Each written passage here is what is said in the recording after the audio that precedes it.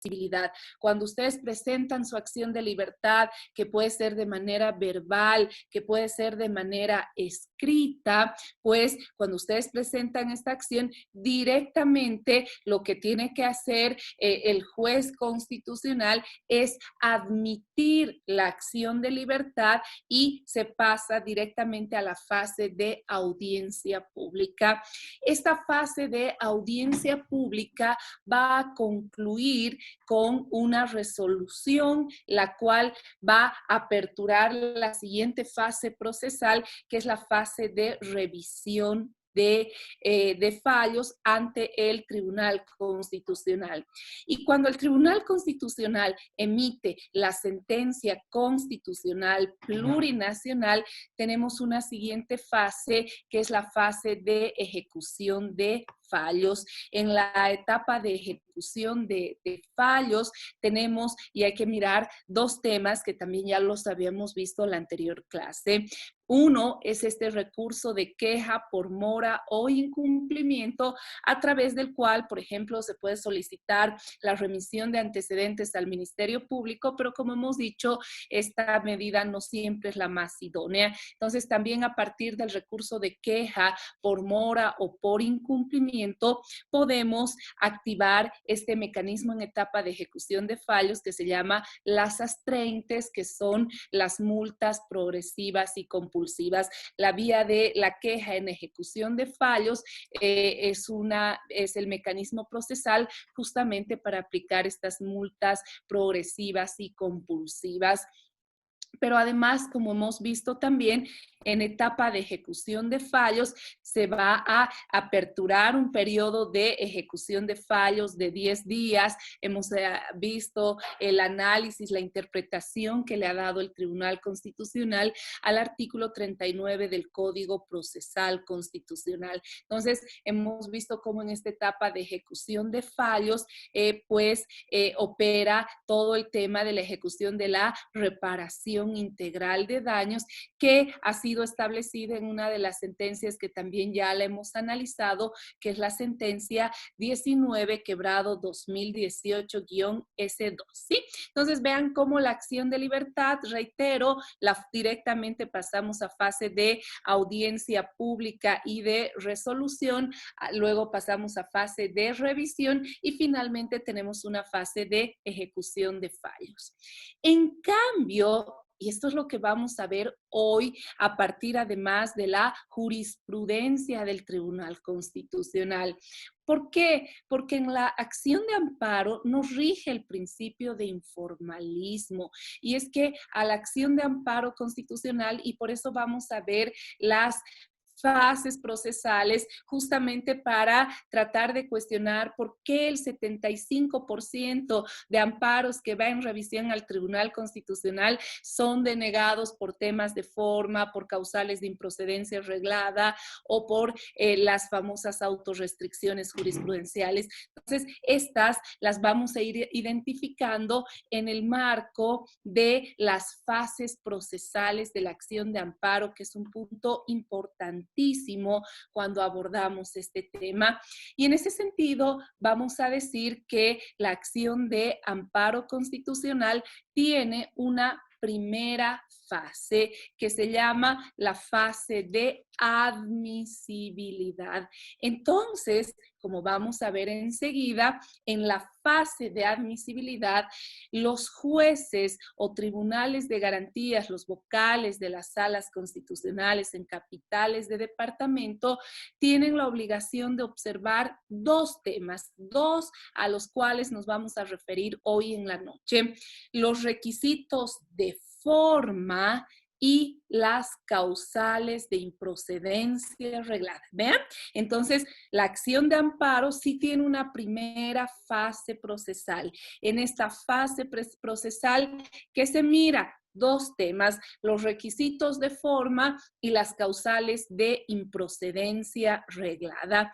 Esta fase concluye con un auto que es el auto de admisión. Ese auto de admisión hace que en el amparo se pase a la segunda fase, que es la fase de debate, de audiencia pública y de resolución. Esa resolución apertura la siguiente fase, que es la fase de revisión ante el Tribunal Constitucional Plurinacional. Y finalmente, al igual que en la acción de libertad, tenemos una última fase, que es la fase de ejecución de fallos. Lo mismo que en la acción de libertad. En la fase de ejecución de fallos, una vez que la sentencia adquiere cosa juzgada constitucional y se notifica a las partes, pues en esa fase tenemos dos temas importantes. Primero, el recurso de queja por mora o incumplimiento y segundo, toda la aplicación de la doctrina de reparación integral de daños, como ya hemos visto la anterior clase, ¿sí? Entonces vean cómo vienen todas estas fases. Lo que vamos a hacer ahora es, vamos a centrar toda la idea, nos vamos a concentrar en una primera fase, que es la fase de admisibilidad, ¿sí? Entonces, en la fase de admisibilidad vamos a ver dos aspectos importantísimos que los debemos considerar desde el punto de vista procesal constitucional. Primero, vamos a ver, y se los pongo en el chat, los requisitos de forma, ¿sí? Y luego vamos a analizar otro tema muy importante, que son las causales de improcedencia reglada. Entonces, nuevamente, tenemos dos fases, ¿no? Dos temas en la fase de admisibilidad, los requisitos de forma y las causales de improcedencia reglada. En este punto, en acciones de amparo constitucional, tenemos una sentencia que contiene el estándar más alto en cuanto a fase de admisibilidad de la acción de amparo constitucional, que es la sentencia 30/2013. Esta sentencia es la que establece que contiene el estándar más alto y es la sentencia que le brinda a la fase de admisibilidad un sentido conforme a ¿qué? Un sentido conforme al bloque de constitucionalidad, ¿sí? Entonces, en la fase en la sentencia 30/2013, ya se establece todo este diseño, que además enseguida lo vamos a ver reflejado en el Código Procesal Constitucional, a partir del cual es deber, ¿qué nos dice esta sentencia? Esta sentencia nos dice que es deber de los jueces constitucionales de observar los requisitos de forma y las causales de improcedencia arreglada en qué fase. Y aquí voy a resaltar, porque si realmente los vocales de las salas constitucionales, los jueces cumplirían esta previsión, les aseguro que la mitad de la carga procesal ante el Tribunal Constitucional se descongestionaría. Entonces, por eso la sentencia 30/2013 establece el deber de los jueces constitucionales. Noten que esta sentencia es anterior a la creación de las salas constitucionales. Por eso es que hace referencia a los jueces y tribunales de garantías. Entonces, los jueces, tribunales de garantías y ahora los vocales de las salas constitucionales en capitales de departamento y los jueces constitucionales en provincia, ¿qué tienen que hacer? Cuando tengan un amparo constitucional, tienen que observar los requisitos de forma y las causales de improcedencia arreglada. ¿En qué fase? En fase de admisibilidad. En ese sentido, pues vamos a ver primero cómo se configuran procesalmente los requisitos de forma y por qué en esta clase vamos a hacer tanto énfasis en su necesidad de observancia en fase de admisibilidad. Y en ese sentido, cuando vemos el tema de los requisitos de forma están, como enseguida los vamos a leer, están disciplinados, están regulados en el artículo, se los voy a poner en el chat, 33 del Código Procesal Constitucional.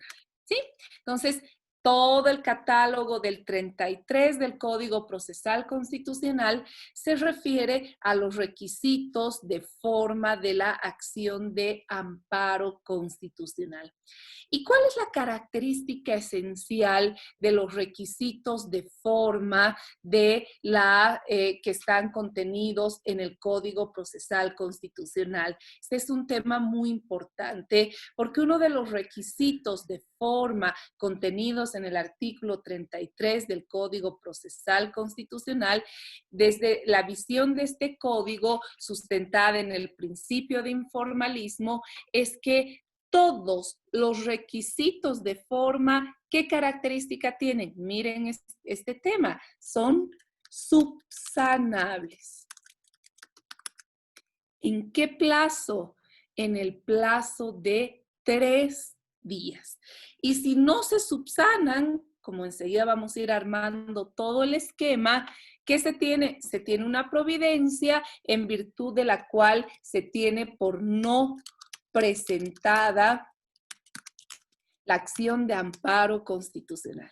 Miren, entonces, si hay un tema de forma, ¿en qué etapa procesal debe ser observada? En la fase de admisibilidad. Si es observada, la parte accionante debe subsanarla ¿en qué plazo? En el plazo de 3 días. Y si no se subsana, se tiene por no presentada la acción de amparo constitucional. ¿Cuál es el efecto de esta providencia que tiene por no presentada la acción de amparo constitucional? El efecto es que esa acción no adquiere cosa juzgada constitucional, porque solamente se ha hecho un análisis de forma y eso quiere decir que la parte accionante puede volver a presentar su amparo constitucional. Además, como enseguida vamos a precisar, se suspende desde que ustedes presentan su amparo constitucional, lo dejan en ventanilla, por ejemplo, en Santa Cruz, desde ese momento se suspende su plazo de caducidad, los 6 meses, desde que les notifican con la providencia en virtud de la cual tienen por no presentada la acción de amparo constitucional, desde ese momento se reanuda el cómputo del plazo de caducidad para que vuelvan a presentar sus amparos. Enseguida les voy a ir dando algunos ejemplos, pero lo que quiero resaltar entonces es que en esta primera fase, en la fase de admisibilidad, lo que debe hacer los jueces constitucionales es verificar si se han cumplido requisitos de forma. Si no se han cumplido, reitero, se pide que se subsane. ¿En qué plazo? En el plazo de 3 días. Si no se ha subsanado en el plazo de 3 días, se tiene por no presentada la acción. Claro. ¿Qué hacen los jueces constitucionales, incluidos los vocales de las salas, ¿no? Esto, lo que les voy a contar enseguida, es un tema muy frecuente, ¿no? Entonces, ustedes presentan el amparo constitucional, les admiten, emiten auto de admisión. Hemos dicho que el auto de admisión es el acto procesal para pasar a la siguiente fase. Entonces, les emiten el auto de admisión. Llevan a cabo la audiencia pública y ¿qué les dice? No, improcedente el amparo porque usted no ha cumplido con un requisito de forma. O sea, el poder no decía de manera expresa facultad de presentar amparo constitucional. Entonces, esa resolución que hace va en revisión ante el Tribunal Constitucional. El Tribunal Constitucional tiene una mora de más de un año en amparos constitucionales y entonces el Tribunal Constitucional se limita a ver temas de forma, esos que ya debían haber, ese tema que ya debió ser abordado en fase de admisibilidad. Entonces, ¿qué hace el Tribunal Constitucional? Deniega la tutela sin ingresar al análisis de fondo de la problemática por un tema de forma. Y si bien, como es solo un tema de forma, esta sentencia no cosa juzgada constitucional, eso quiere decir que puede volver a presentarse la acción de amparo, porque además, como vamos a ver enseguida, se reanuda el cómputo del plazo de caducidad, pero ¿de qué sirve que una persona pueda presentar nuevamente un amparo después de más de un año? Ya no es una tutela efectiva. ¿Por qué?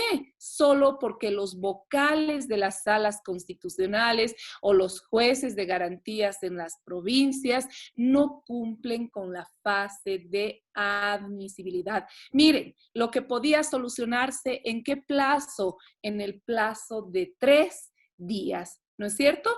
Entonces, como los vocales no tema, observan temas de forma en audiencia pública, el caso va en revisión ante el Tribunal Constitucional y entonces el Tribunal Constitucional, para empezar, termina revisando cuestiones de forma que no ese es el sentido del Código Procesal Constitucional y al margen de ver temas de forma, pues si bien se puede volver a presentar el amparo constitucional, porque esta sentencia, reitero, no adquiere calidad de cosa juzgada. Entonces, claro, pero ¿de qué sirve que pueda volver a presentar el amparo después de más de un año? Como les decía, si entonces no vamos a tener una tutela realmente efectiva, pronta y oportuna. Vean, por eso es que la sentencia 30/2013 les dice a los jueces constitucionales,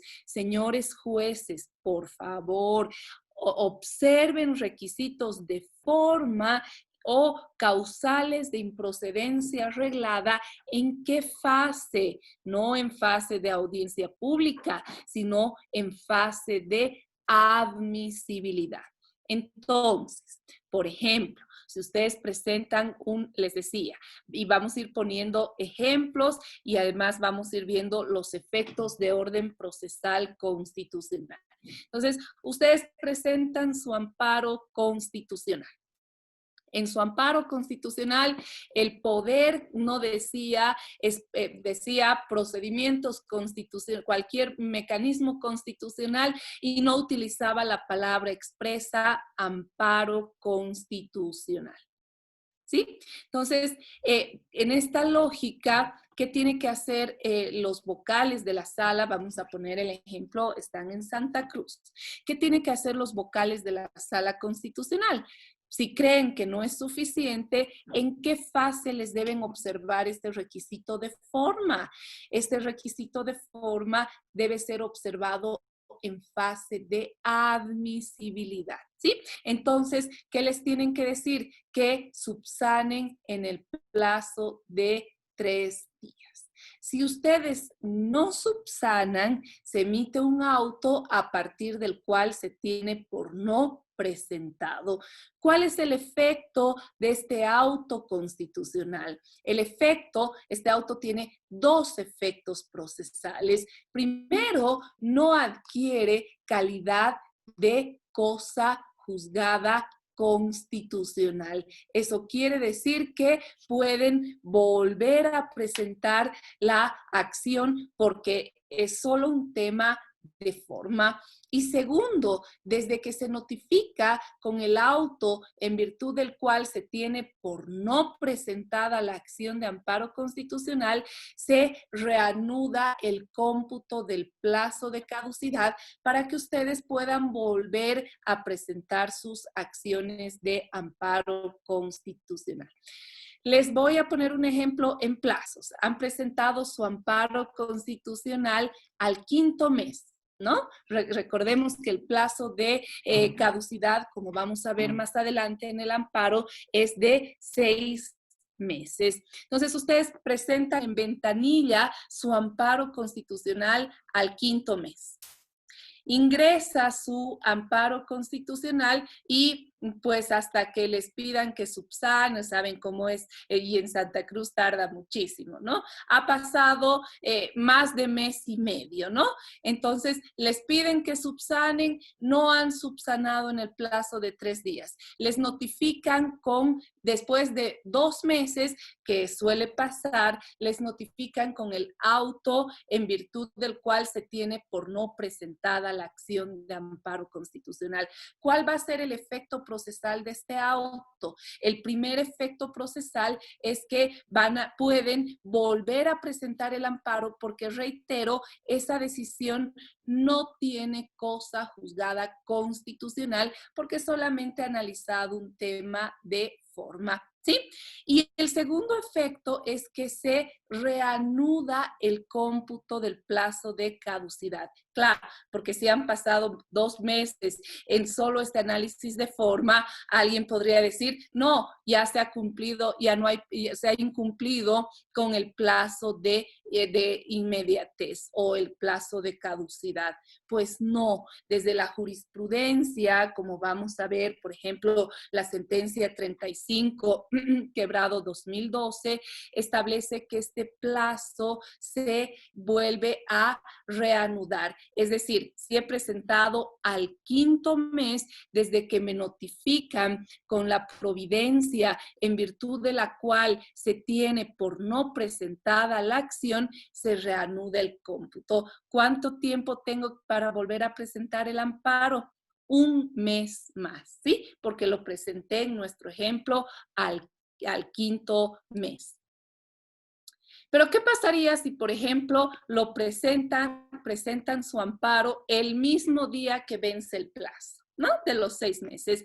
Presentan su amparo constitucional y los vocales de la sala constitucional les observan por un tema de forma, ustedes no subsanan ese tema y les notifican con el auto en virtud del cual se tiene por no presentada la acción de amparo constitucional. ¿Podrán volver a presentar o ya no? La jurisprudencia ha dicho que sí. En ese caso, se reanuda el cómputo como han presentado el último día. Tienen 1 día hábil para volver a presentar sus acciones de amparo constitucional, ¿sí? Entonces, vean cómo esa providencia que en virtud de la cual se tiene por no presentada la acción, tiene 2 efectos procesales. No adquiere cosa juzgada constitucional y además reanuda el cómputo del plazo de caducidad.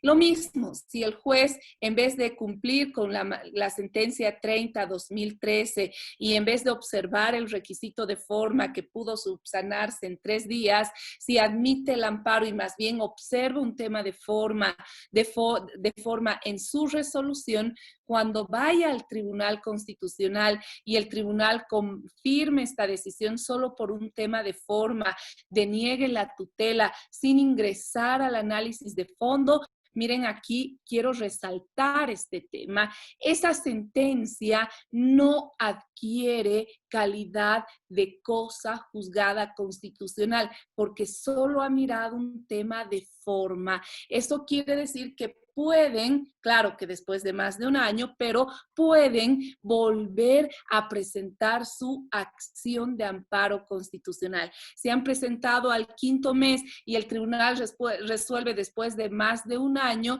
desde que se notifica la sentencia constitucional plurinacional, tienen un mes para volver a presentar el amparo, porque solo la resolución versó sobre temas de forma y el efecto de esa sentencia constitucional, pues es la reanudación del cómputo. Y entonces vean cómo esta sentencia no adquiere, y este es un error muy frecuente de los jueces y tribunales de garantías. A veces sucede esto, no a veces, sino además con mucha frecuencia. Cuando se vuelve a presentar el amparo, dicen, no, pero ya hay una sentencia con cosa juzgada del tribunal. No, cuando solamente se miran requisitos de forma, pues no existe cosa juzgada constitucional, ¿sí? Vean cómo los requisitos de forma tienen una característica desde el Código Procesal Constitucional, son todos subsanables. Al ser todos subsanables, se los subsana en 3 días y si no se subsana, se tiene por no presentada, y este requisito, de acuerdo a la sentencia 30/2013, debe ser observado ¿en qué fase?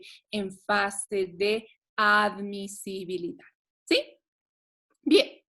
Pero además, en este primer esquema procesal en el cual estamos mirando la fase de admisibilidad, tenemos otro elemento importante que los jueces y tribunales de garantías en el amparo constitucional deben observar en qué fase, en fase de admisibilidad, justamente vinculado a qué, a las famosas causales de improcedencia arreglada que hoy en la noche las vamos a mirar. ¿Qué son las causales de improcedencia arreglada? Las causales de improcedencia arreglada son obstáculos, son óbices de orden procesal constitucional que evita que se fase de debate en el amparo constitucional y que hace que se declare la improcedencia de la acción, como vamos a ver enseguida. Entonces, cuando tenemos una causal de improcedencia arreglada, los vocales de las salas constitucionales en capitales de departamento o los jueces de garantías en provincia, ¿qué tienen que hacer? Y miren, aquí viene la diferencia de proceso. Si hay una causal de improcedencia arreglada, ¿qué tienen que hacer los vocales? Tienen que emitir un auto motivado ¿de qué? De improcedencia. Por eso es que en los amparos constitucionales, y miren esto, no existen los famosos rechazos in limine. No. Si hay un tema de forma, se pide que se subsane. Si además hay un tema de una causal de improcedencia arreglada, no se puede rechazar in limine, no. ¿Qué tienen que hacer los vocales? Tienen que emitir el auto motivado de improcedencia. Eso quiere decir que tienen que explicar a cuál de las causales de improcedencia arreglada, cuál de las causales de improcedencia arreglada se ha identificado en el caso concreto, y deben explicar en el auto motivado de improcedencia. Y esto es muy importante, porque el Código Procesal Constitucional en fase de admisibilidad ha asegurado una garantía que todos conocemos. Ya no se llama la garantía de la doble instancia, sino se llama, en la evolución del derecho internacional, se llama la garantía del doble conforme. Y el Código Procesal Constitucional en el amparo constitucional que ahora estamos viendo, justamente asegura la garantía del doble conforme. ¿Qué quiere decir esto? Esto quiere decir que contra el auto motivado que declara la improcedencia de la acción de amparo constitucional por existir una causal de improcedencia arreglada, opera la impugnación. ¿Y quién conoce la impugnación contra un auto motivado de improcedencia? ¿Quién? la comisión de admisión del TCP. Entonces, si por ejemplo les dicen no ha cumplido con la subsidiariedad, no pueden decirle que no ha cumplido la subsidiariedad como lo hacen la mayoría de los vocales y jueces en audiencia pública. No, tiene que ser en fase de admisibilidad. ¿Por qué?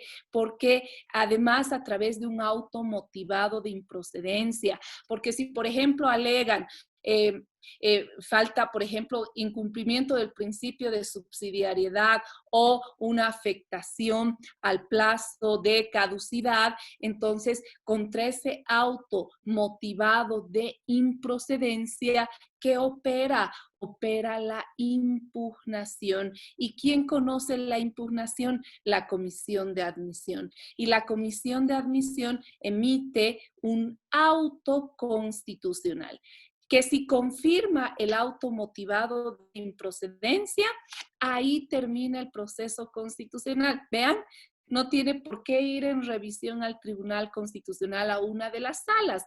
Si realmente, por ejemplo, no se ha cumplido con la subsidiariedad y no es una causal para flexibilizar, por ejemplo, la subsidiariedad, como vamos a ver, entonces el auto constitucional confirma esa decisión y ahí termina el proceso constitucional.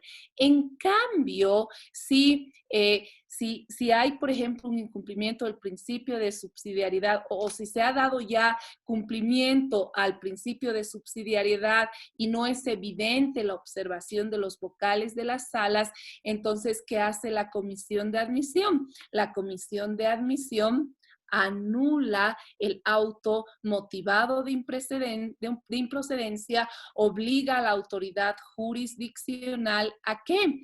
A admitir el amparo, a señalar día y hora de audiencia y a citar con el amparo a la parte demandada y a los terceros interesados si fuera el caso. ¿Sí? Entonces, vean cómo, en cambio, si, por ejemplo, la subsidiariedad es observada en fase de audiencia pública, esa resolución tiene que ir en revisión ante el tribunal y hasta que no vuelva de revisión, por ejemplo, no pueden activar otra acción tutelar. Entonces, miren el tiempo que lleva observar este tema en fase de audiencia, pero además, cómo les mutila la posibilidad de acceder a la doble instancia que sí ha previsto el código para fase de admisibilidad.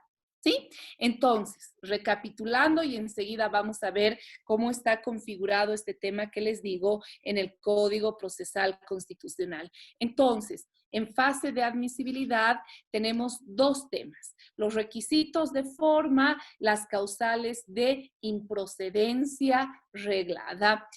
Si hay un requisito de forma, ¿qué tienen que hacer los vocales de las salas constitucionales? Tienen que pedir que se subsane, observarlos. Si en 3 días no se observa, se emite una providencia en virtud de la cual se tiene por no presentada la acción. ¿Cuál es el efecto procesal de esa providencia?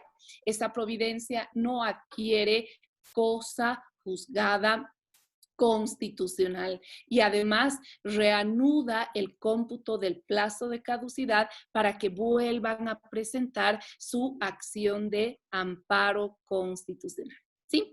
Si por el contrario existe una causal de improcedencia arreglada, estas las vamos a ver cuáles son enseguida, ¿qué tiene que hacer el juez? El juez tiene que emitir, ¿qué cosa? Un auto motivado de improcedencia. Contra este auto motivado de improcedencia puede impugnarse. ¿Y quién va a conocer la impugnación? La Comisión de Admisión del Tribunal Constitucional.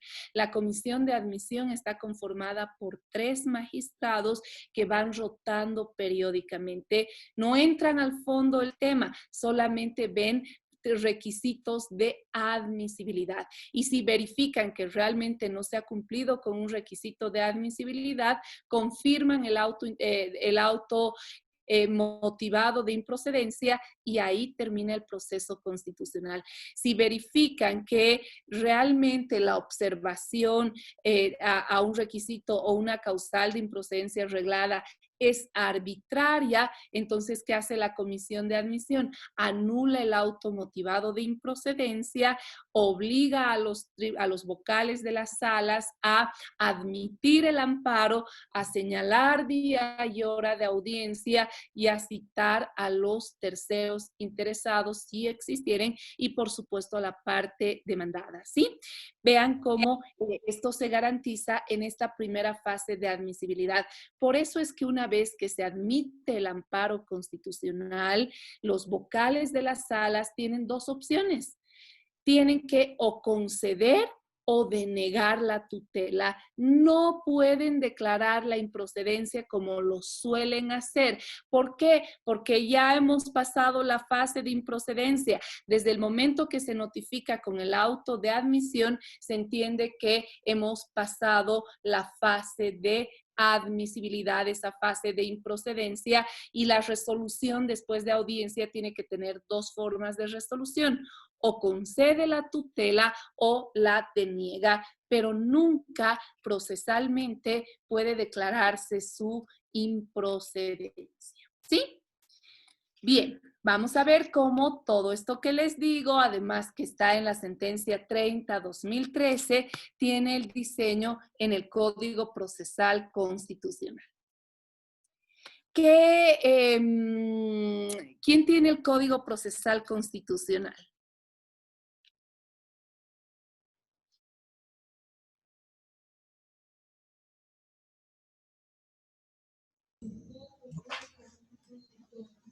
Doctora, buenas noches. ¿Y lo tenemos?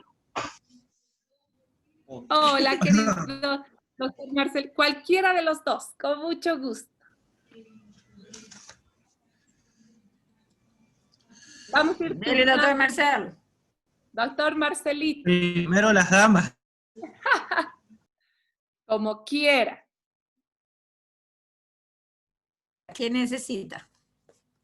Bien, ¿ya está con el Código Procesal Constitucional, doctorita Darly? Sí, estoy. Muy bien.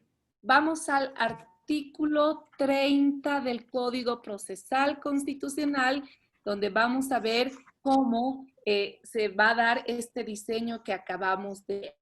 Vamos al 30, doctorita Darly, por favor. Artículo 30, improcedencia. Apartado romano primero. En las acciones de amparo constitucional o de cumplimiento, la jueza, juez o tribunal verificará el cumplimiento de lo establecido en el artículo 53 y 66 del presente código. Ya, ahí. Número 1. Doctorita, le voy a cortar ahí un minutito. ¿Ya? ¿A qué acciones se refiere el 33? Solo a dos, ¿verdad? A la de amparo y a la de cumplimiento. ¿Por qué? Mire, tenemos en nuestras acciones tutelares, tenemos 5 acciones tutelares, ¿no es cierto? Que ya hemos visto en la anterior clase. La acción de libertad, la acción de amparo constitucional, la acción de cumplimiento, la acción de protección de privacidad y la acción popular, ¿verdad? Bien.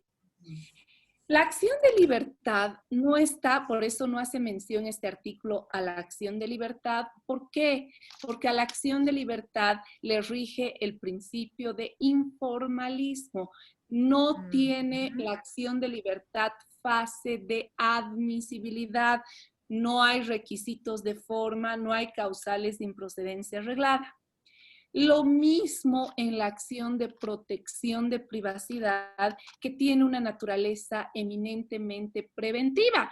Claro, o sea, si hay una fotografía, por ejemplo, una imagen circulando en las redes sociales, hasta que cumplan requisitos de forma, no. La acción de protección de privacidad tiene una tutela eminentemente preventiva. Por eso es que no está contemplada en esta disciplina normativa de la fase de admisibilidad. Y la acción popular, como hemos visto la anterior semana, la acción popular, ¿qué tipo de derechos tutela? Tutela derechos colectivos y también tutela derechos difusos. La acción popular, al igual que la acción de libertad, y esto lo resalto, no tiene fase de admisibilidad, no hay requisitos de forma y tampoco hay causales de improcedencia arreglada. Para esos vocales que dicen, no, a la popular se aplican los mismos. Falso. No es lo mismo tutelar el debido proceso, como vamos a ver ahora, que tutelar, por ejemplo, un tema de salubridad pública. No. Por eso es que en el diseño constitucional, la acción de libertad, la de protección de privacidad y la popular no tienen fase de admisibilidad. En cambio, la de amparo constitucional y la de cumplimiento sí tienen fase de admisibilidad. ¿Cuál es la diferencia entre el amparo constitucional y la acción de cumplimiento? El amparo constitucional es un mecanismo de tutela subjetiva. Eso quiere decir, por eso es que procede contra sentencias judiciales, contra actos administrativos de carácter particular y contra actos de particulares. En cambio, la acción de cumplimiento es un mecanismo, como ya lo ha dicho el tribunal, en el texto de los estándares más altos, ahí tienen toda la historia de la línea.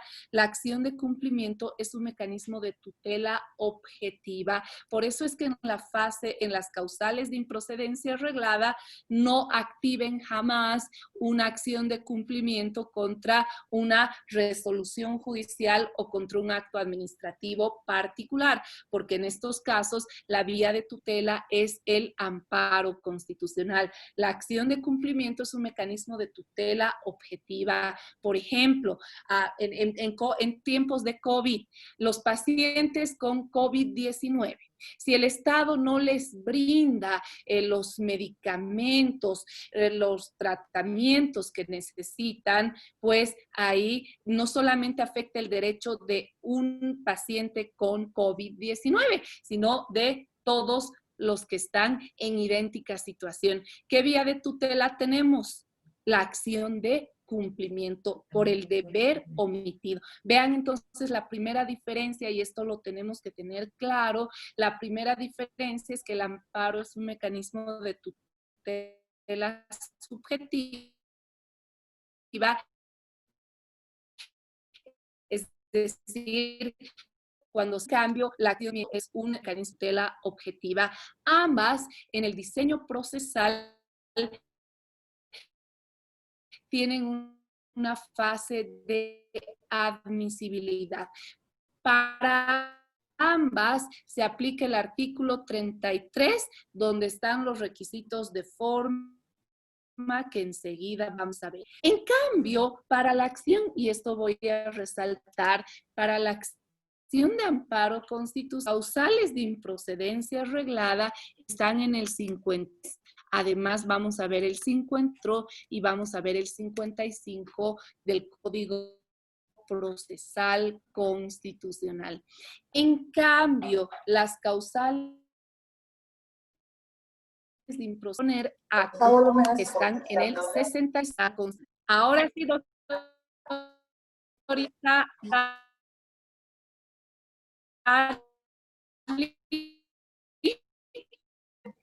con esta aclaración, a ver, vamos a volver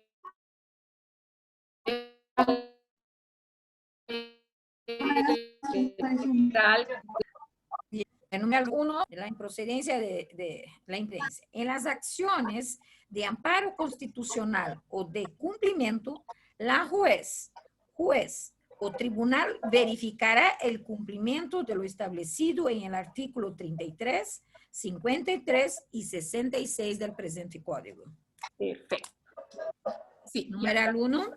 En caso de incumplirse lo establecido en el artículo 33 del presente código, dispondrá la subsanación en el plazo de 3 días a partir de su notificación. Cumplido el plazo y no se hubiera subsanado la observación, se tendrá por no presentada la acción. Muy bien. Número Vean, 2. Se van a traer hamburguesas. antes, doctorita querida, un segundito. Vean, ¿cuál es la característica del Código Procesal con diferencia con la anterior ley 1836 del Tribunal Constitucional, la ley abrogada? La característica es que en el Código Procesal Constitucional actual, todos los requisitos de forma que enseguida los vamos a ver, que están en el artículo 33 del Código Procesal Constitucional, todos son subsanables. ¿Sí? Se los subsana ¿en qué plazo? En 3 días. Y si no se subsana, se tiene por no presentada la acción. Lo que no dice el código en su tenor literal, pero sí dice la jurisprudencia, por ejemplo, en la sentencia 35/2012, es que luego de que se emite esta providencia en virtud de la cual se tiene por no presentada la acción, ¿qué pueden hacer como accionantes? Pueden volver a presentar el amparo constitucional. ¿Por qué? Porque ese amparo constitucional no tiene juzgada, esto no lo dice el código, lo dice la jurisprudencia. Y también dice la jurisprudencia que como pueden volver a presentar, el plazo de caducidad se reanuda desde que se ha notificado con la providencia, esa providencia en virtud de la cual se tiene por no presentada la acción. ¿Sí? ¿Ha quedado clara esta primera parte? Doctora, una preguntita. Con mucho gusto, doctorita. En el caso del amparo dice, ¿no? Por autoridades o particulares, ¿no es cierto? Exactamente. Y un recurso de amparo, vamos a suponer, un rechazo de una resolución, o sea, una ratificación de una resolución fiscal departamental, una ratificación. Pero esta ratificación de un rechazo de denuncia tiene afectado víctimas que también hace parte de los particulares. Ya. Se puede presentar un recurso de amparo constitucional y en el mismo recurso hacer toda el tema del debido proceso contra la ratificación de una resolución fiscal departamental, pero también contra particulares, o sea, que están concatenados los antecedentes. Vamos a suponer, doctorita. Ajá, si las víctimas fueron afectadas por una denuncia, por ejemplo, de estafa con víctimas múltiples, y por X o Z motivos, si hay un rechazo de denuncia, se hace la objeción, fundamentando que no hubo actos investigativos y no observancia del fiscal. Pero por X y Z motivo, el fiscal departamental ratifica. O sea, no ha habido congruencia, no ha habido observado lo que fue planteado en la objeción. Y en esto viene que los terceros han afectado a las víctimas. Entonces yo pienso y me quedé con la duda. Presento un recurso de amparo constitucional en primera instancia contra los actos inobservados del fiscal departamental, pero también de los particulares que han vulnerado derechos de las víctimas. ¿Se puede? Vamos por partes, doctorita querida. Gracias por la pregunta. Hay una doctrina en tema de derechos fundamentales y tenemos una sentencia preciosa del Tribunal Constitucional, que es la sentencia 85/2012. ¿Qué plantea esta sentencia? Esta sentencia plantea lo que se llama la eficacia horizontal de los derechos, es decir, que los derechos no son solo exigibles en relación al Estado, son también exigibles en relación a los particulares. Y bajo esta doctrina, por eso es que desarrollamos este concepto, por ejemplo, de debido proceso judicial, de debido proceso administrativo y de debido proceso corporativo. Entonces, y en esta sentencia, por primera vez, por ejemplo, al derecho de petición, un típico derecho de eficacia vertical, se lo contempla dentro del amparo constitucional, que además procede no solo contra servidores públicos, sino también contra particulares. Entonces, sí que el Tribunal Constitucional ha asumido la doctrina de la eficacia horizontal de los derechos en la sentencia 85-2002. Hasta ahí sí. Sin embargo, querida doctorita Darly, en el caso que usted me cuenta, si usted demanda al margen de demandarlo al fiscal en las dos instancias, porque las dos le han vulnerado el derecho, entonces, al margen de esto, si usted demanda a particulares, ¿qué problema de orden procesal constitucional va a tener? Va a tener un problema de legitimación pasiva. ¿Por qué? Porque, ¿qué es la legitimación pasiva procesalmente? Es la coincidencia que existe entre el acto, vean, el acto denunciado como lesivo con las personas o autoridades que pudieron vulnerar este derecho. ¿Quién tiene atribución para emitir, por ejemplo, una resolución de rechazo y luego para poder restituir este tema? El fiscal de materia y el fiscal departamental. Los particulares no. O sea, en el problema jurídico que usted me plantea, en este caso no tiene, o sea, puede ser que hayan generado una afectación, sí, yo entiendo, pero lo que está cuestionando usted es una resolución fiscal y los particulares no tendrían una legitimación pasiva. Entonces, ¿contra quiénes se tiene que accionar? Contra los fiscales. Otro caso distinto, y por eso les digo que sí se puede activar contra particulares, y este es un tema, por eso, desde la lógica de la eficacia horizontal de derechos. Si, por ejemplo, alguien acude ante usted y ha sido despedida de su trabajo, ¿no? Entonces, y usted le dice, ¿y dónde está tu contrato de trabajo, de todos los elementos? Y ella dice, no, está en la empresa que trabajo, ahí hay el reglamento, etcétera. Entonces usted puede acudir ante esa empresa en ejercicio del derecho de petición. El derecho de petición tiene una eficacia no solo en relación al Estado, sino también una eficacia horizontal. Si en y puede solicitar las copias de esta documentación. Si en 3 días no le brindan las copias, ¿qué tiene que hacer? Activar el amparo constitucional por derecho de petición, porque el derecho de petición no solamente tiene una eficacia vertical, sino también tiene una eficacia horizontal.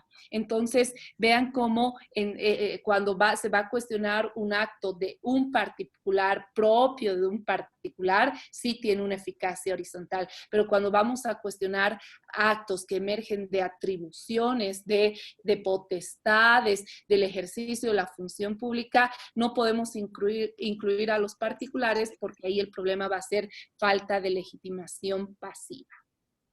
¿Sí? Imagínese, imagínese, doctora, que estaba esperando a su clase para sacar esa duda.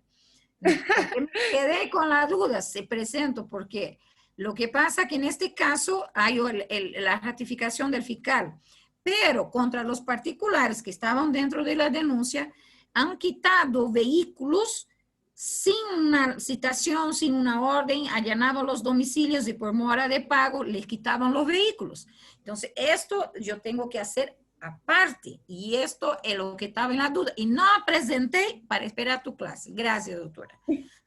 Gracias, doctorita. Bueno, y lo que tiene que hacer es, puede aplicar, y hemos visto la reparación integral de daños, porque ¿quién responde aquí? Es decir, la autoridad que tiene la atribución. Para eso tiene la sentencia 19-2018-S2 que estamos viendo, ¿no? Entonces, hay que activarla, pero no contra particulares, salvo que esté cuestionando un acto propio de un particular, ahí sí tiene la eficacia horizontal, ¿sí? Doctora, una otra pregunta, disculpe. Mucho gusto, para eso Yo estamos. he escuchado el tema de dos amparos que me ha dado procedente, fue que he escuchado los vocales decir, nadie puede hacer justicia por manos propias.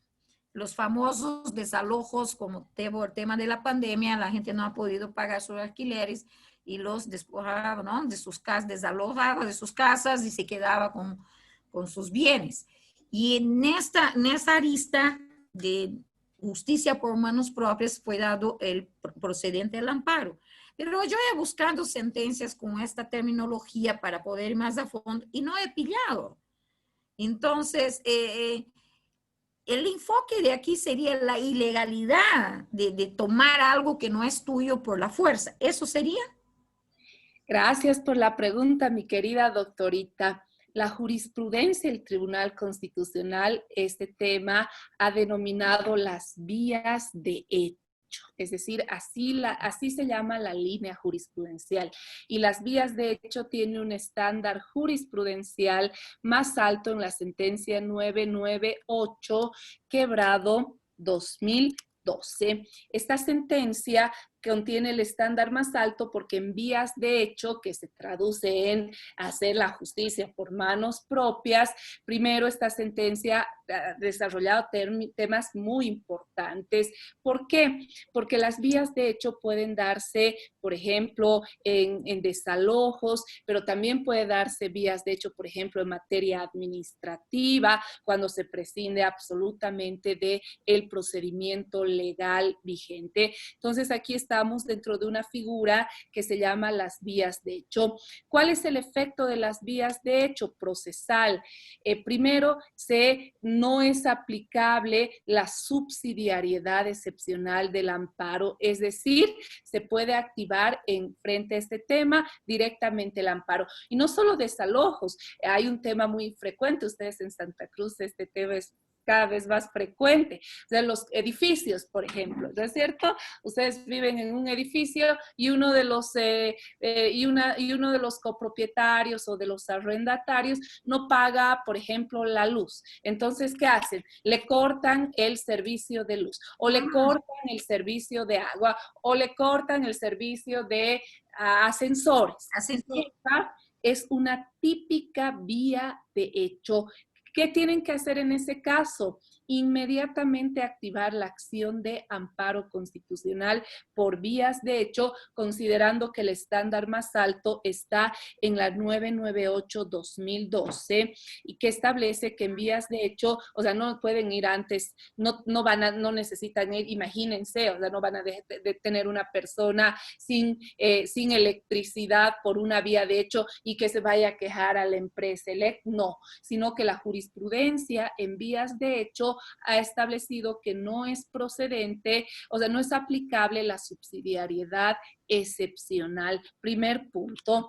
Esta sentencia, la 998-2012, además establece la flexibilización a la legitimación pasiva en vías de hecho. O sea, por ejemplo, si alguien ingresa a un lote que ustedes tienen, ingresa, pues en muchos casos no van a saber quiénes son. Entonces, claro, no por una formalidad les van a denegar la tutela. Entonces, por eso es que esta sentencia ha establecido que cuando sea imposible identificar a la parte demandada, se puede flexibilizar la legitimación pasiva. Y finalmente, es importante señalar que la línea jurisprudencial de las vías o medidas de hecho establecen que esta es una tutela transitiva. transitoria.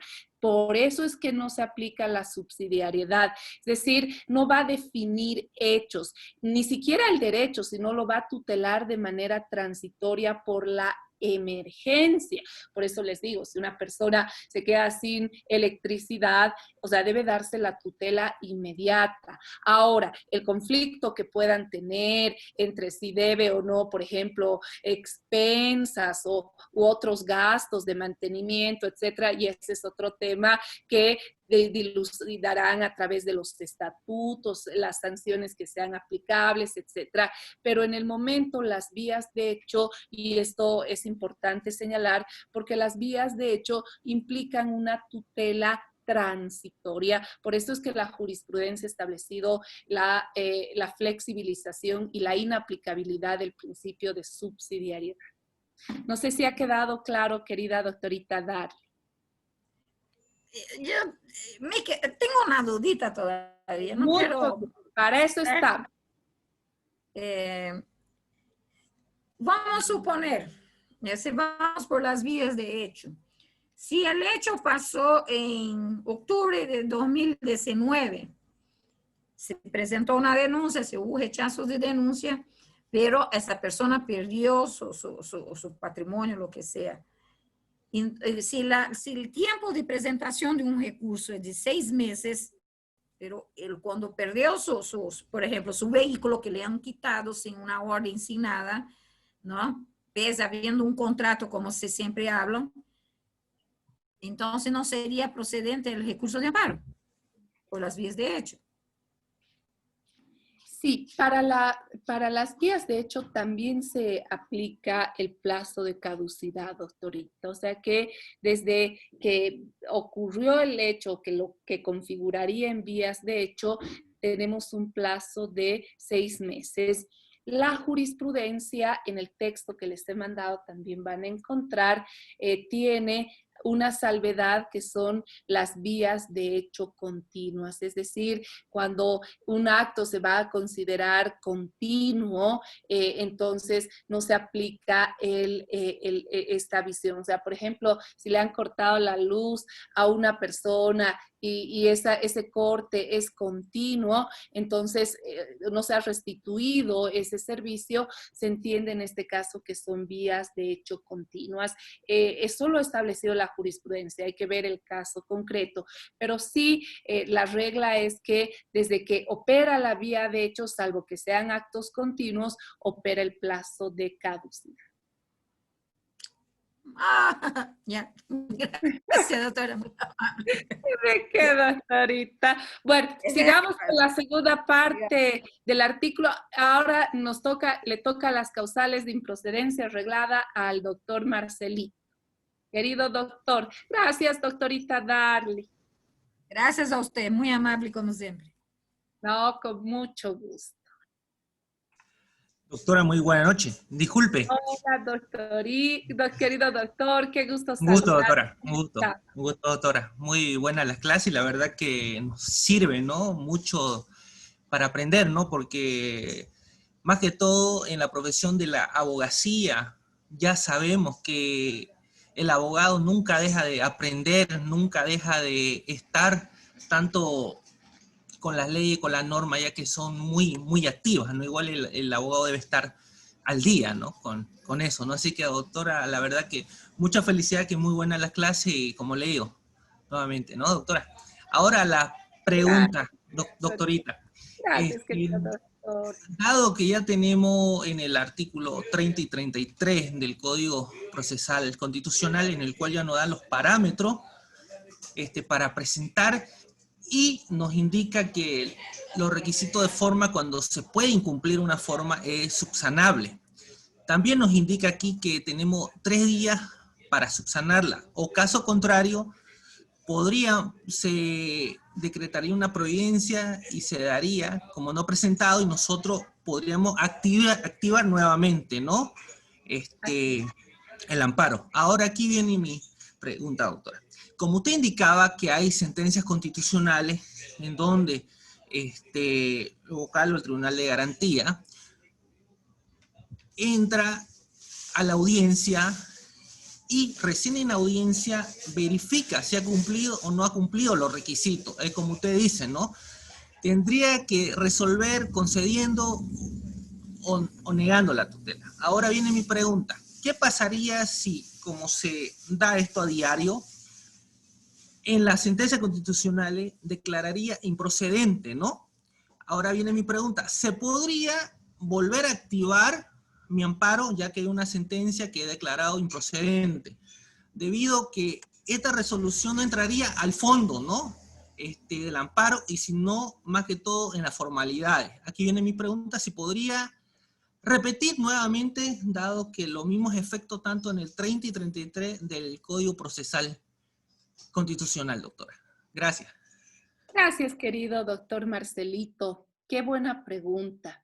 Y la respuesta es que no, por eso es tan importante que los vocales cumplan en la fase de admisibilidad, porque al final perjudican a la parte accionante, hacen ineficaz el amparo. ¿Y por qué no se puede presentar? Porque como vamos a ver enseguida, bueno, y si no nos alcanza hoy la próxima clase, vamos a ver las causales de improcedencia arreglada. Una de las causales de improcedencia arreglada está vinculada al principio de subsidiariedad, y una subregla del principio de subsidiariedad es la prohibición de activación paralela de mecanismos de tutela. Eso quiere decir que mientras esté pendiente en revisión ante el Tribunal Constitucional, aunque haya sido un tema de forma, que ya sabemos que eso debió haber observado en fase de admisibilidad, no se puede presentar otra acción. Entonces, vean el perjuicio para las partes, lo que se pudo haber subsanado en 3 días, y de lo contrario se pudo haber vuelto a presentar el amparo, claro, porque los vocales no cumplen estas fases, tiene que ir en revisión y la parte accionante tiene que esperar más de un año. Entonces, por eso les decía, miren que al final el amparo no es efectivo por formalidades, y también porque los jueces no cumplen con esta visión. Y si usted presenta un amparo, un nuevo amparo, le van a aplicar la causal de improcedencia de la prohibición de activación paralela de mecanismos de defensa. Así que la jurisprudencia está de esa forma. Lo único que podría hacer, pero que también es una utopía en nuestra realidad, es pedir medidas cautelares. ¿Quién resuelve las medidas cautelares? La Comisión de Admisión del Tribunal Constitucional, pero claro, es una comisión tan formalista que pocas veces da medidas cautelares. Entonces, en realidad, la parte accionante tiene que esperar el año para volver a activar. Vean por eso cuán importante, por eso es que ahora en esta clase estamos visibilizando la fase de admisibilidad, los requisitos de forma y las causales de improcedencia reglada. ¿Sí? ¿Ha quedado claro, querido doctor Marcelito?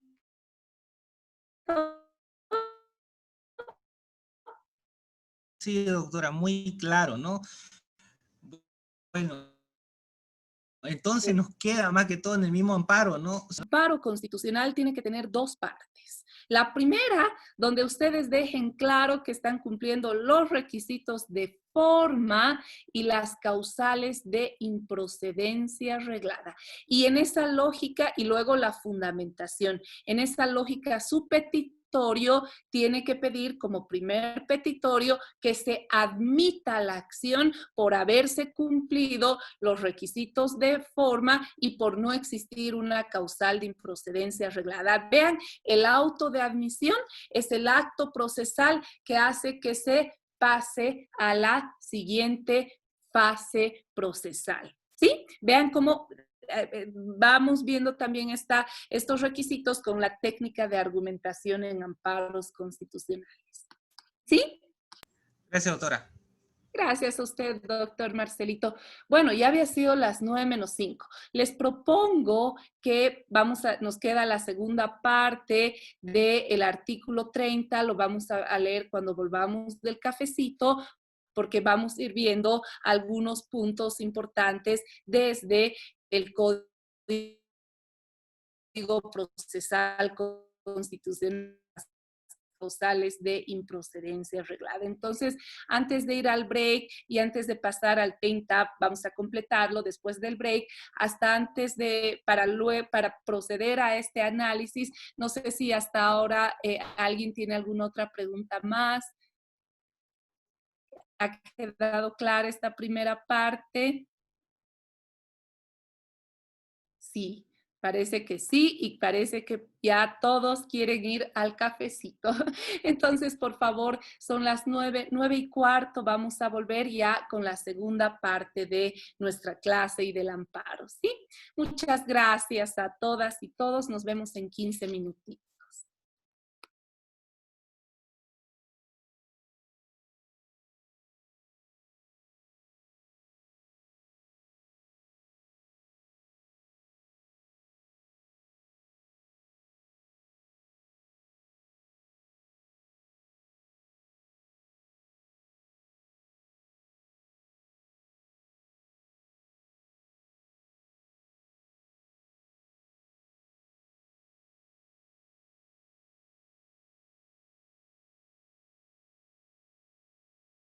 ¿Han tomado todo su cafecito? Sí. Bueno, ¿quién va a ser nuestro vocero o vocera? Nos falta ver la última parte del Código Procesal Constitucional y luego vamos a ir viendo primero los requisitos de forma y luego vamos a ir viendo las causales de improcedencia arreglada. ¿Alguien tiene Código Procesal a mano?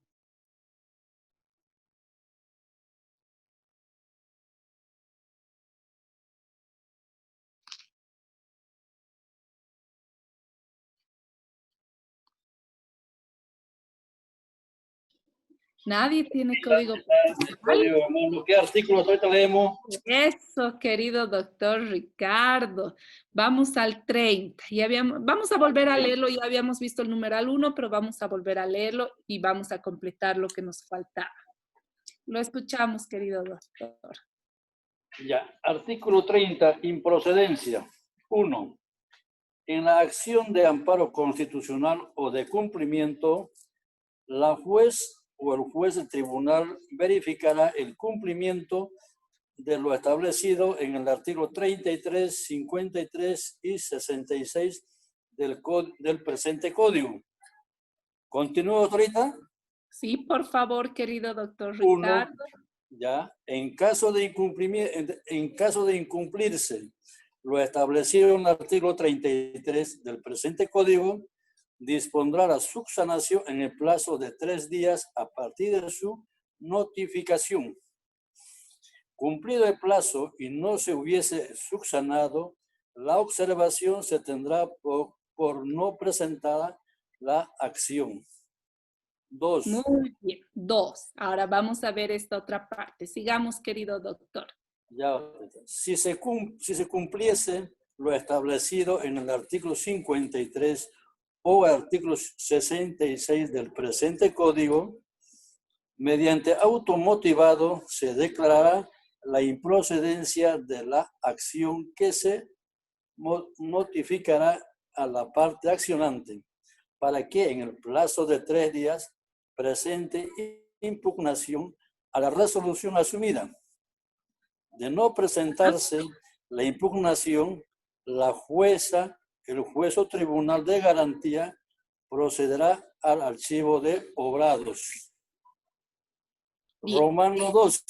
Antes, querido doctor, miren, como esta disposición, aquí está lo que les decía, en acciones de amparo constitucional no se puede establecer el rechazo in limine, no.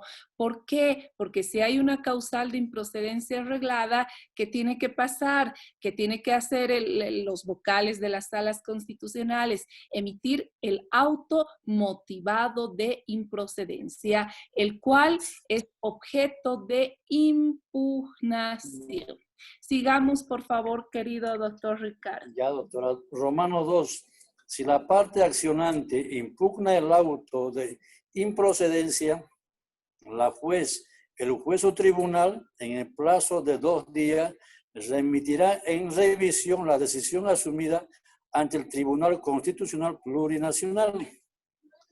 Romano 3. Recibidos los antecedentes ante el Tribunal Constitucional Plurinacional, la Comisión de Admisión mediante auto confirmará la improcedencia o determinará la admisión de la acción o devolviendo el expediente a la juez o tribunal de garantía remitente para la tramitación del proceso. Muy Gracias, bien. profesor. Gracias, querido doctor Ricardo. Vean cómo el artículo 30 en las causales de improcedencia arreglada va a regular todo este esquema que hemos visto, ¿no? Si hay una causal de improcedencia arreglada, enseguida vamos a, hoy estas clases vamos a sistematizar las causales de improcedencia arreglada. Si hay una causal de improcedencia arreglada, ¿qué tiene que hacer los vocales, por ejemplo, la Sala Constitucional? No pueden rechazar in limine, tienen que emitir, ni tampoco pueden emitir el auto de admisión, sino que deben emitir el auto motivado de improcedencia. Por eso es que en amparos constitucionales no existen rechazos in limine. Luego de emitir el auto motivado de improcedencia, vean cómo el Código Procesal Constitucional garantiza, asegura la garantía del doble conforme. Esto quiere decir que este auto motivado de improcedencia, antes de que se admite el amparo, vean, estamos en fase de admisibilidad, puede ser objeto de impugnación. ¿Quién va a conocer la impugnación? La Comisión de Admisión. ¿Por cuántos miembros está conformada la Comisión de Admisión? Por 3. Entonces, la Comisión de Admisión emite un auto constitucional, que puede ser de 2, de que confirme el auto motivado de improcedencia, caso en el cual ahí termina la acción de amparo constitucional. Pero también puede este auto constitucional revocar el auto motivado de improcedencia, caso en el cual ordena a los vocales que emitan el auto de admisión, que señalen día y hora de audiencia y que citen a quienes, a las autoridades demandadas y a los terceros interesados si fuera el caso. ¿Sí? Bien. Ahora les voy a hacer una pregunta hasta este punto. Si la Comisión de Admisión revocara el auto motivado de improcedencia, va en amparo, se llega a la audiencia pública, el caso va en revisión al Tribunal Constitucional y llega a una sala de uno de los magistrados que formó parte de la Comisión de Admisión, este magistrado o magistrada que conoció en grado de impugnación en fase de admisibilidad, ¿tendrá que excusarse? ¿Qué dicen ustedes? ¿Tendrá que excusarse un magistrado o magistrada que haya conocido, que haya emitido el auto constitucional cuando se impugna en fase de admisibilidad? ¿Qué dice?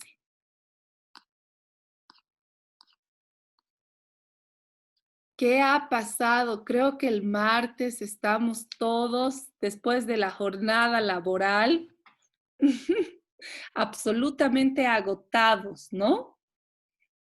Eso. A ver, doctorita Natalie, la escuchamos. Es absolutamente correcto lo que dice.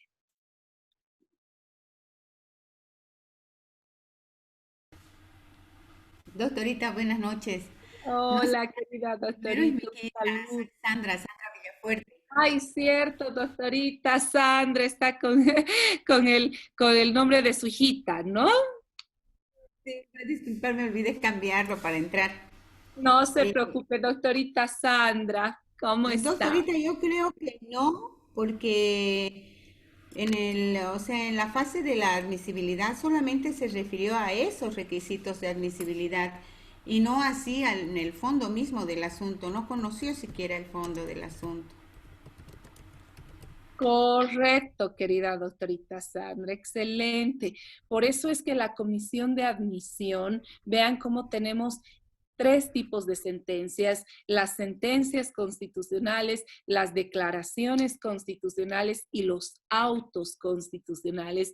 Las sentencias son las que se emiten en control posterior, en control normativo, en control competencial, en control tutelar, y ya resuelven el fondo.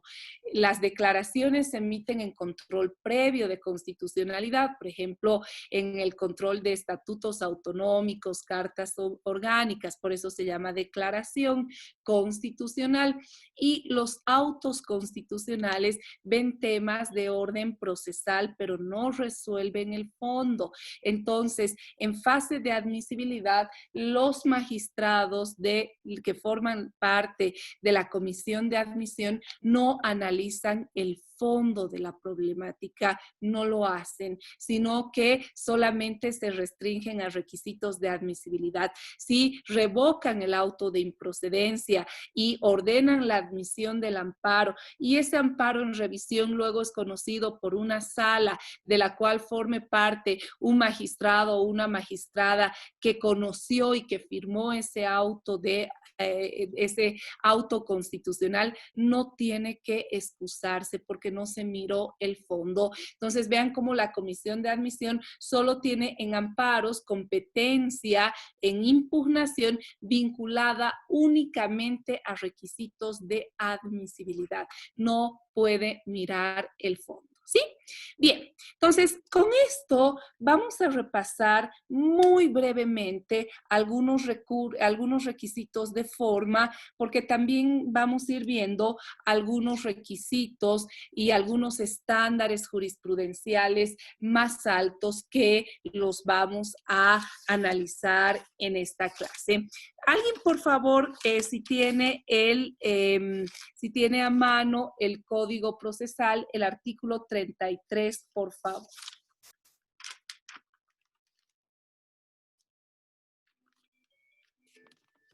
¿Nadie?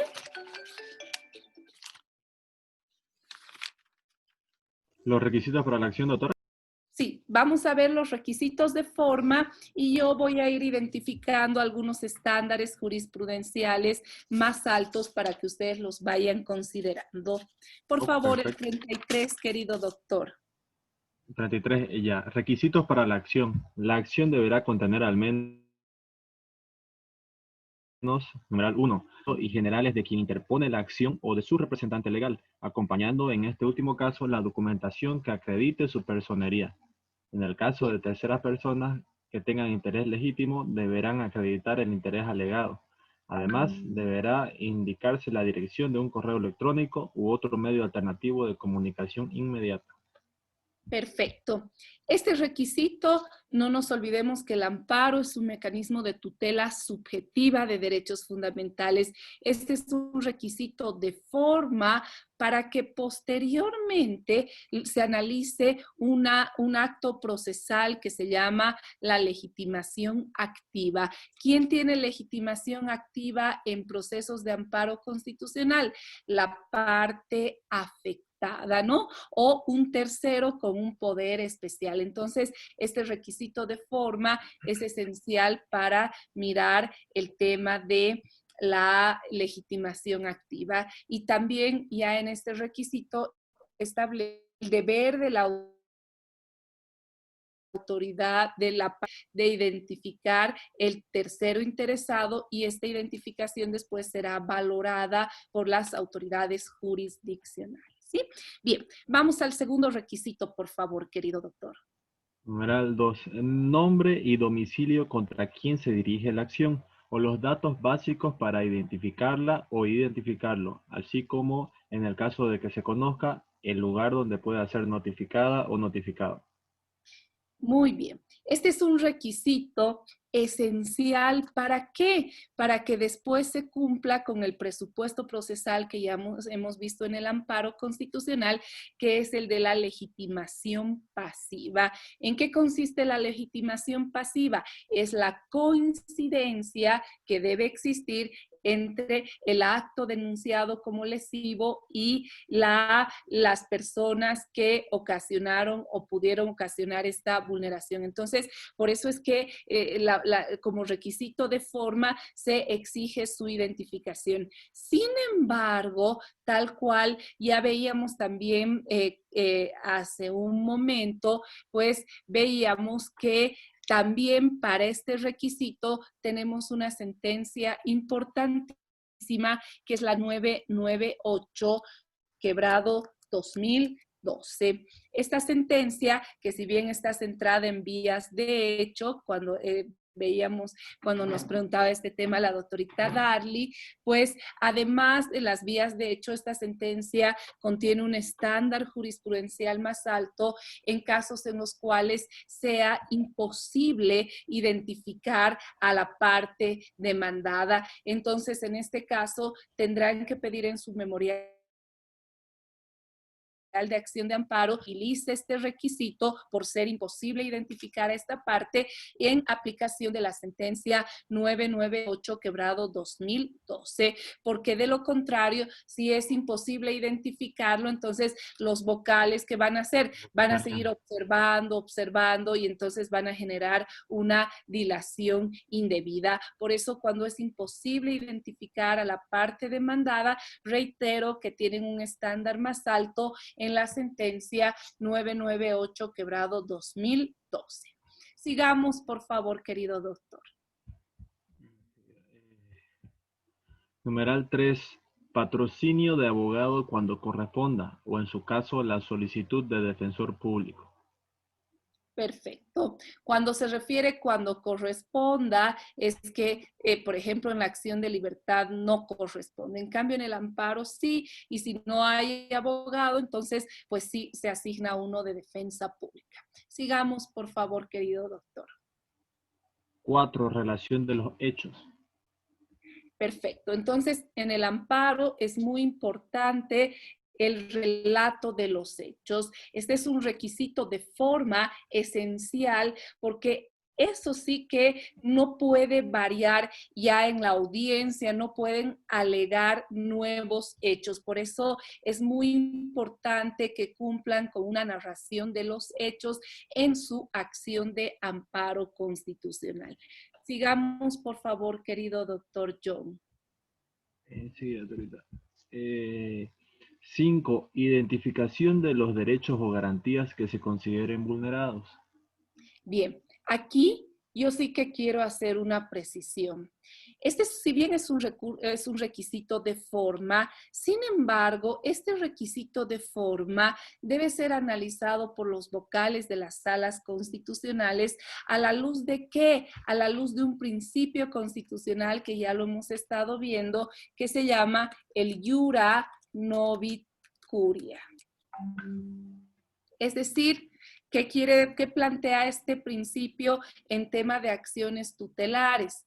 Dame los hechos y yo te tutelo el derecho. Entonces, hay muchos vocales que en los memoriales de amparo exigen que, por ejemplo, si se alega vulneración al derecho al trabajo, que identifiquen en qué parte del artículo, en qué tratados. O sea, esa petición es desproporcionada y no tiene por qué ser observada por los vocales. ¿Por qué? Porque en materia de amparo constitucional rige el principio iura novit curia. O sea, sí, es importante que puedan decir los derechos que se vulneran, pero incluso con el iura novit curia no necesitan identificar el artículo e incluso de oficio los jueces constitucionales pueden incluir derechos no denunciados. ¿Por qué no rige esa lógica del principio dispositivo? No es cierto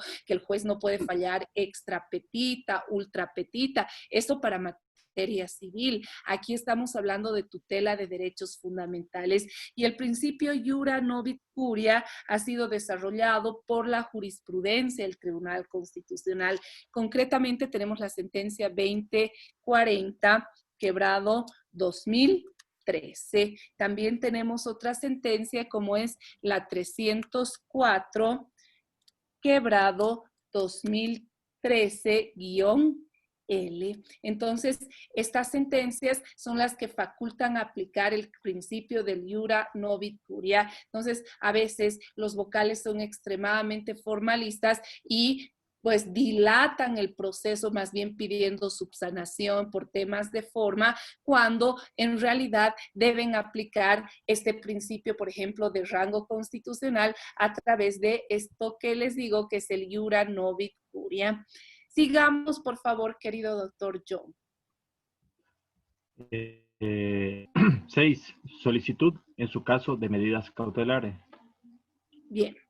Vamos a ver el tema de las medidas cautelares. Hay dos momentos para solicitar las medidas cautelares. Primero, en su memorial de amparo constitucional. ¿Por qué? Porque a veces el trámite hasta la audiencia pública suele ser muy largo y entonces pueden existir casos en los cuales es necesaria la tutela inmediata. Entonces, pueden solicitar la medida cautelar en su memorial de amparo hasta la audiencia pública. Es un primer momento, pero también hay un segundo momento para solicitar medidas cautelares. Desde el momento que el amparo constitucional es remitido al Tribunal Constitucional en revisión, hasta antes del sorteo de la causa, se puede pedir medidas cautelares a la Comisión de Admisión. Y es la Comisión de Admisión la que está facultada para establecer una medida cautelar. Una vez que se sortea la causa a una sala, pues la sala puede emitir una medida cautelar. Vean, entonces vean los momentos en los cuales se puede solicitar la medida cautelar. La medida cautelar, salvo el caso de grupos de atención prioritaria, genera para la parte accionante la carga de la prueba y la carga argumentativa. Entonces, no solamente tienen que alegar el daño, sino que tienen que probarlo, salvo que estemos en un tema de daño grave e irreparable, por ejemplo, vinculado a la vida, en el cual ahí obviamente las medidas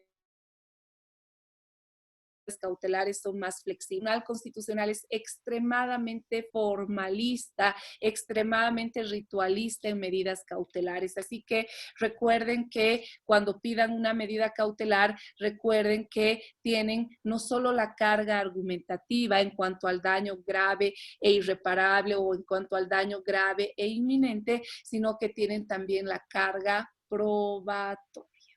Sigamos, por favor, querido doctor John. Creo, doctorita, que me salté el 5, que era identificación de los derechos o garantías que se consideren vulnerados. Perfecto. No, hemos visto, ¿se acuerdan que lo hemos visto ya. a la luz del iura novit curia? Es decir, los hechos es muy importante. También tienen que cumplir con identificar los derechos, pero este requisito hay que cumplirlo de manera flexible. Si es que no identifican el artículo, etcétera, los vocales no tienen por qué observarles. ¿Por qué? Porque tienen que aplicar el iura novit curia. ¿En qué sentencias está el iura novit curia? En la 2040-2013 y en la 304-2013-L, entre otras. Sigamos, querido doctor John. Claro. La 7. Las pruebas que tengan en su poder o señalamiento del lugar donde se encuentren. Bien. Aquí quiero hacer un especial énfasis a la luz de la jurisprudencia del Tribunal Constitucional. Primero, recuerden que estamos en un proceso que es el amparo constitucional, es un proceso, pero es un proceso, no es un proceso ordinario, es un proceso de naturaleza constitucional. ¿Sí? Entonces, al ser un proceso de naturaleza constitucional, se aplican los presupuestos procesales, pero desde la lógica de brindar una tutela efectiva. Entonces, se tiene cumplido este requisito cuando se indica, miren cómo vamos a ir generando esta lógica, se tiene por cumplido este requisito cuando se indica el lugar en el que se encuentra la prueba. Es decir, si por ejemplo demandan a la empresa X y señalan que en la gerencia de recursos humanos están los documentos en originales, la parte accionante tiene por cumplida este requisito de forma. ¿Qué tiene que hacer la empresa? Los vocales tienen que solicitar a la empresa, remita los originales o copias legalizadas y esta empresa, la demandada, tiene el deber de cooperación.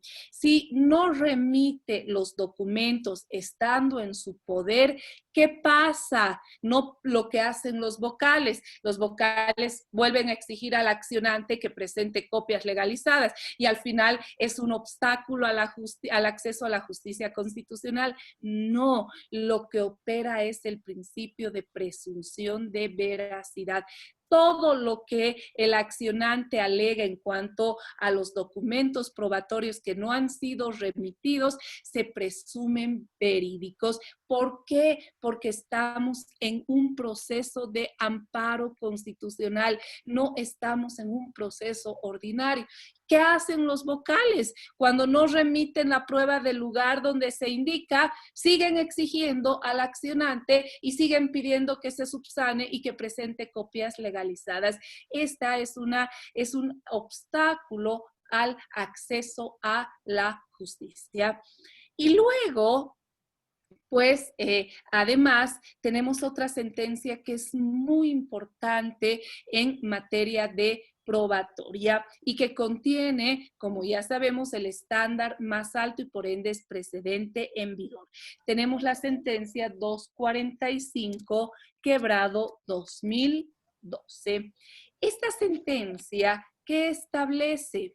Esta sentencia establece que en amparos constitucionales pueden presentarse fotocopias simples porque estamos en un proceso constitucional. Y si ustedes como accionantes presentan una fotocopia simple, no les pueden observar pidiendo copias legalizadas. ¿Y cómo hace que cuál es el razonamiento de la sentencia 245, quebrado 2012?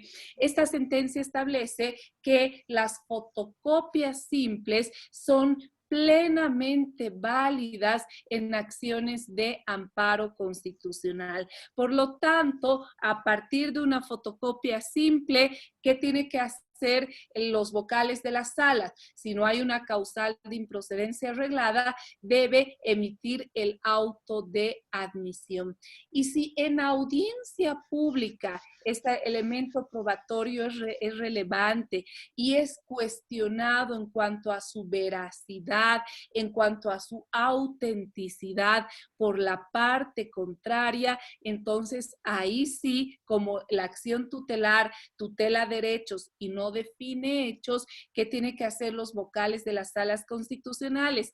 Denegar la tutela por hechos controvertidos, que como vamos a ver la próxima clase, es una autorrestricción jurisprudencial. Solo si, por ejemplo, la parte demandada tacha de falso el documento.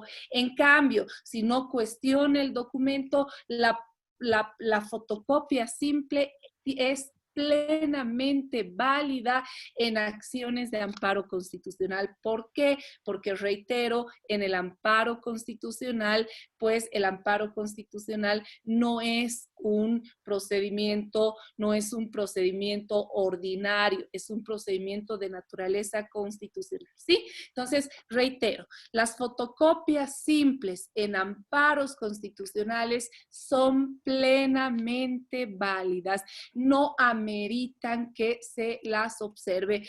Eso sí, les recomiendo en técnica argumentativa, si solo tienen fotocopias simples y las van a presentar, ya en su memorial de amparo constitucional invoquen la sentencia 245/2012 para evitar observaciones. Entonces, con una fotocopia simple, pues se tiene por cumplida la carga probatoria que exige el artículo que estamos viendo.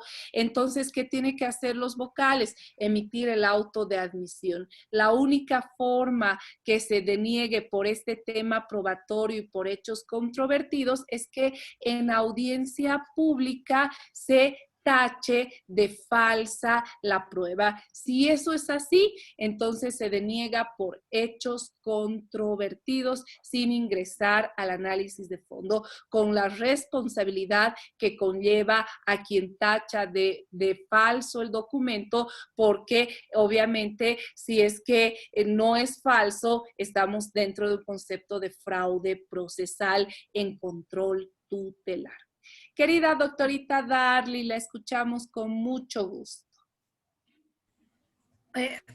Breve, mi querida doctora. Por ejemplo, de un caso que quiero presentar como prueba, pero las pruebas es el cuadernillo de investigación en fotocopia legalizada, pero resulta que son 18 cuerpos. Yo puedo presentar en mi memorial, decir, presento los 18 cuerpos del cuadernillo, pero lo presentaré en audiencia, porque ingresarlo por plataforma 18 cuerpos es abismal.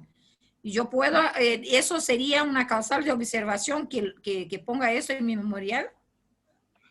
Qué Gracias. buena pregunta, querida doctorita Darly. ¿Qué es lo que tiene que hacer en su memorial de amparo constitucional para cumplir con este requisito? Tiene que indicar el lugar donde se encuentra el cuadernillo, por ejemplo, en el Ministerio Público, y pedir a los vocales de la Sala Constitucional a ellos que ordenen la remisión del cuadernillo de los 18 cuerpos ante la Sala Constitucional. Usted no tiene que ingresarlos porque eso sería una visión desproporcionada para el accionante.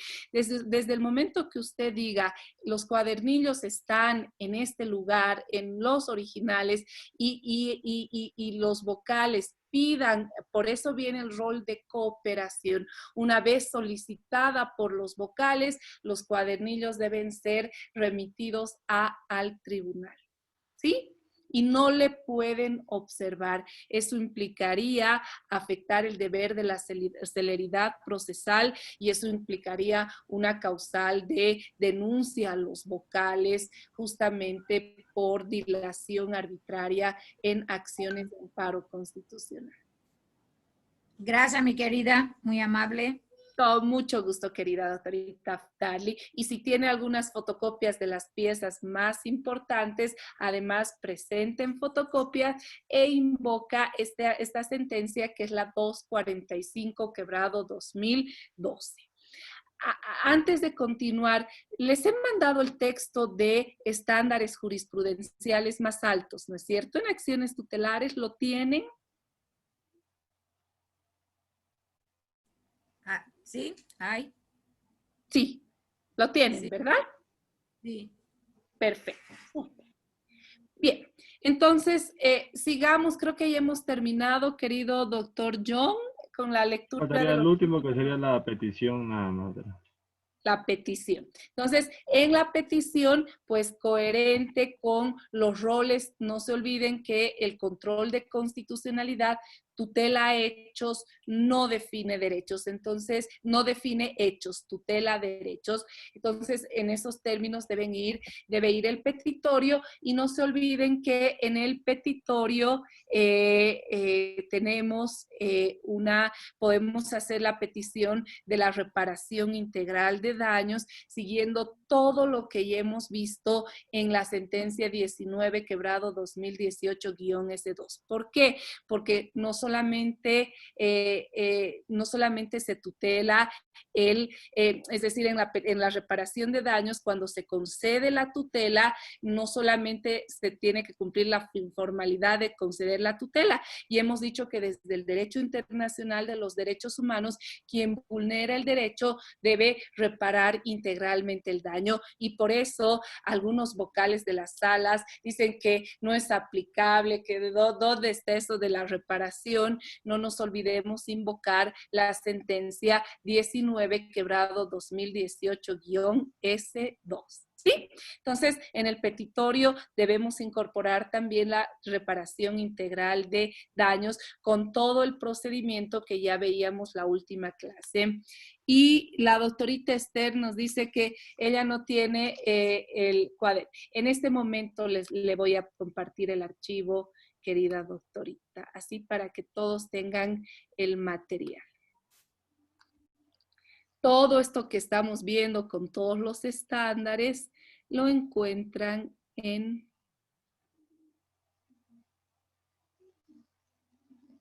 artículo. Aquí está.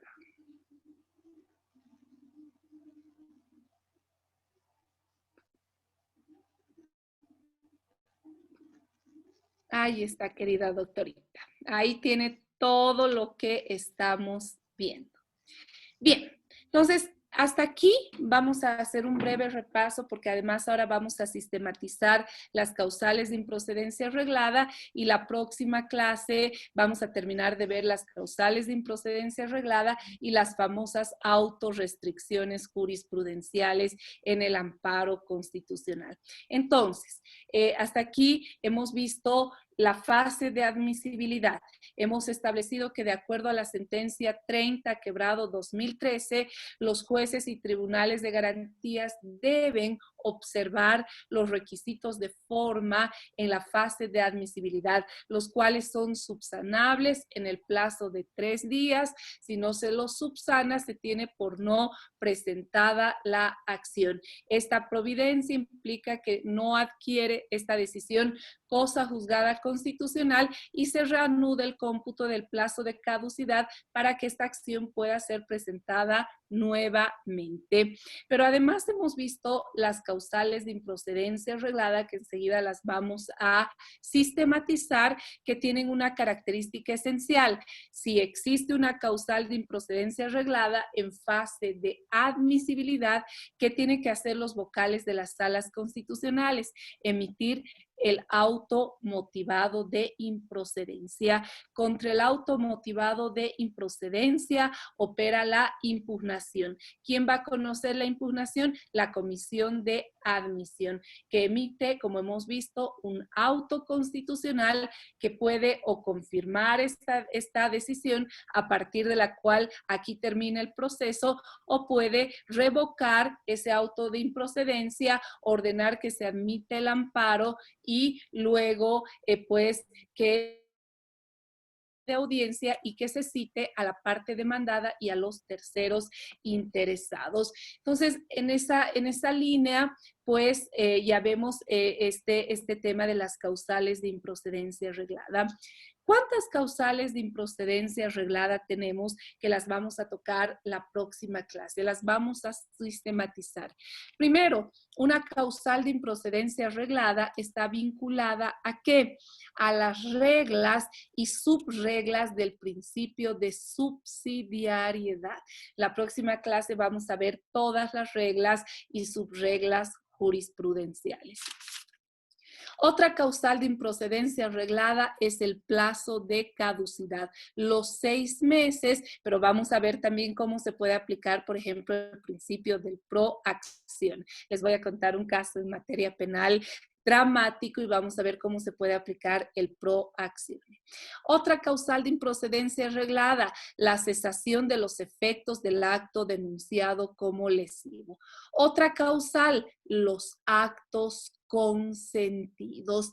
Y finalmente, la quinta causal de improcedencia arreglada se da en aquellos casos en los cuales se activa el amparo amparo constitucional cuando los derechos denunciados como lesivos deben ser tutelados por otro mecanismo de control tutelar, ¿sí? Entonces vean cómo vamos a trabajar la próxima clase en las 5 causales de improcedencia arreglada. Vamos a ver los estándares más altos y luego vamos a entrar a ver la diferencia entre las causales de improcedencia arreglada y las autorrestricciones jurisprudenciales que hacen que se deniegue la tutela sin ingresar al análisis de fondo, ¿sí? Entonces, reitero, ¿qué causales de improcedencia arreglada tenemos que deben ser analizadas en fase de admisibilidad? Primero, las reglas y subreglas del principio de subsidiariedad. Luego, el plazo de caducidad. Tercero, los actos consentidos. Cuarto, la cesación de los efectos del acto denunciado como lesivo. Y quinta, causal de improcedencia arreglada, aquellos que se da en el caso de las acciones de amparo constitucional en las cuales se invoca un derecho que no es tutelado por el amparo. Por ejemplo, un derecho colectivo que es tutelable por la acción popular. Entonces, estas 5 causales de improcedencia arreglada las vamos a ver en la próxima clase. Hasta esta clase vamos a volver a retratar. Vean cómo hemos visto las fases de la acción de amparo. Hemos visto una fase de admisibilidad donde se miran los requisitos de forma, las causales de improcedencia arreglada, que esta fase concluye con el auto de admisión. Luego pasamos a la fase de audiencia pública, en la cual vamos a ver cómo en esta fase se analizan las autorrestricciones jurisprudenciales que hacen que se deniegue la acción sin ingresar al análisis de fondo. Luego tenemos la fase de revisión ante el Tribunal Constitucional y una vez que se notifica con la sentencia constitucional, tenemos la fase de ejecución de fallos. En la fase de ejecución de fallos tenemos este recurso que es el de queja por mora o por incumplimiento, y también tenemos toda la etapa de la ejecución de la reparación integral de daños que ya la habíamos visto la anterior clase. ¿Sí? ¿Alguien tiene alguna pregunta, alguna duda hasta este punto en el amparo constitucional que estamos viendo? ¿Ha quedado claro?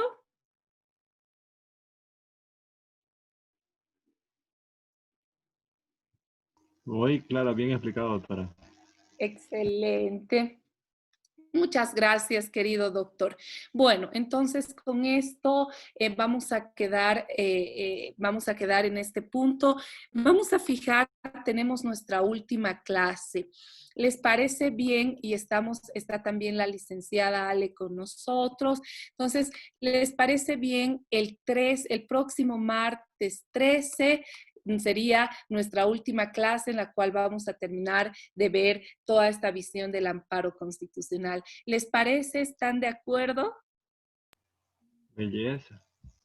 Perfecto. Martes 13, no te cases ni te embarques ni de clase. Ni des clases, sí, qué horror. Esperemos que nos vaya muy bien. Con ustedes, No, seguro. perfecto. Perfecto. El doctor Pablo nos dice, ¿puede mandar otra vez el archivo? Claro, estamos teniendo problemas, nos dice, de conexión. Ya, les voy a mandar en este momento, con mucho gusto. Espérenme.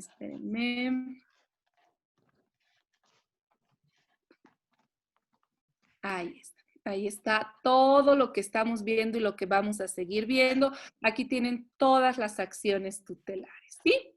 Bien, entonces no se van a olvidar, martes 13, no te cases, no te embarques, y sí clases de derecho procesal penal, que en realidad de constitucional, para ver el derecho procesal penal. Muchas gracias a todos, gracias querido doctor Pablo por sus palabras, gracias absolutamente a todos por su participación. Yo valoro mucho, sé que después del trabajo, las clases es sumamente sacrificado. Así que gracias por tolerarme, gracias por estar todos presentes. Nos vemos. Buenas tardes, doctora. Por su enseñanza. Buenas noches a todos. Gracias, doctorita Sol. Muy bien. Un abrazo a todos y nos vemos el martes 3. Gracias a ustedes. Un abrazo. Cuídense mucho.